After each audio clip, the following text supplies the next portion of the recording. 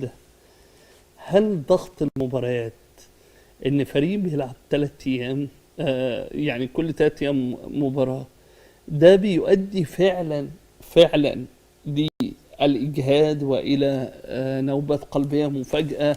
وبعض اللاعبين، بس هو سؤال مركب شوية، بعض اللاعبين الذين يلجؤون إلى المنشطات، ده بتأثر عليهم برضو، بيبقى في تأثير سلبي عليهم؟ انا هقول الجزء الاولاني من السؤال. لو تلاحظ حضرتك هناخد مثال على حاجه احنا متابعينها كمصريين. نادي ليفربول، اللعيبه انتظموا في فتره الاعداد على تقريبا 4 أو 5 مراحل. اللاعبين اللي ما كانوش بيشاركوا في بطوله اوروبا او امريكا الجنوبيه زي محمد صلاح بداوا الاعداد من حوالي شهر. اوكي.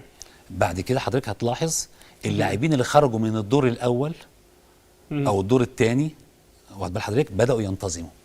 بعد كده لاحظت اللاعبين اللي وصلوا السيمي فاينال بداوا ينتظموا، اللي وصلوا للنهائي لسه داخلين يتمرنوا قبل بدايه الموسم من 5 ايام، زي فان دايك، زي اللعيب بتاع المهاجم بتاع ليفربول الجناح الايسر. ليه بيعملوا الكلام ده؟ لان لازم ياخد راحه سلبيه. الراحه السلبيه من المفترض طبيا تكون قد ايه؟ الراحه السلبيه حسب العمر الرياضي للرياضي وحسب المنافسه بتاعته. خلينا في الدوري المصري. في الدوري المصري هقول حاجه جنرال، لان الدوري المصري يتعمل له موسوعه جينيس في طوله، يعني ممكن يقعد الدوري المصري 14 شهر استمراريته. المفروض الدوري ما يزيدش عن 10 شهور بكل انواع الدوريات في العالم. اللاعب المفروض ياخد 15 يوم راحه سلبيه شبه ايجابيه، ممكن يسبح، ممكن يلعب راكت، يلعب تنس. بعد كده بياخد راحه ايجابيه عاديه، سايكل، سباحه، بيدوله برنامج بينفذه. الجزء الثالث يبدا ياخد شغل جيم، كل واحد بيتحط له برنامج ينفذه بالمترات. كل واحد بيتحط له برنامج بينفذه، كم متر يجريه، جري قد ايه، عمل قد ايه. يعني مدرب اللياقه مدي لكل لاعب وهو طالع الاجازه بتاعته، اللي انت ما تعرفوش حضرتك، جهاز معاه سنسورز بيحسب مشي كام متر وجري قد ايه، ولو اللعيب اشتغل او ما اشتغلش بيجي يحطه على الكمبيوتر عند المعد البدني وبيعرف اللعيب ده عمل الكلام ده. طب انا عرفت الكلام ده امتى على ارض الواقع؟ لما سنه 2013 كان المدرب بتاع نادي الشباب، مدرب اللياقه، انا انسى اسمه ايميليو، برتغالي.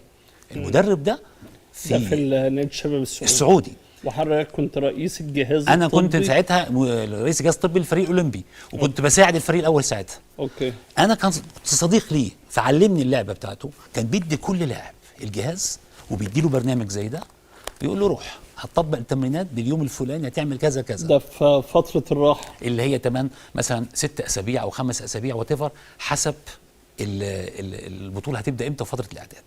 للاسف احنا عندنا هنا، يعني انا لاحظت بعد مباراه الزمالك مدرب الزمالك بيقول انا مريح اللعيبه الاساسيين اسبوعين، واخد بال حضرتك، عشان بعد كده يعملوا اعداد قصير عشان بطوله السوبر. صح. يعني نادي الزمالك بيلعب على مدار، وبعدين يعني ادي مثال حضرتك زي لاعب زي زيزو لسه عامل ليفل عالي جدا واتصاب طبعا في النهايه، وده طبيعي، يعني لا ينقص من قدره او من الجهاز الطبي اللي على راسه استاذي الكبير دكتور طارق سليمان.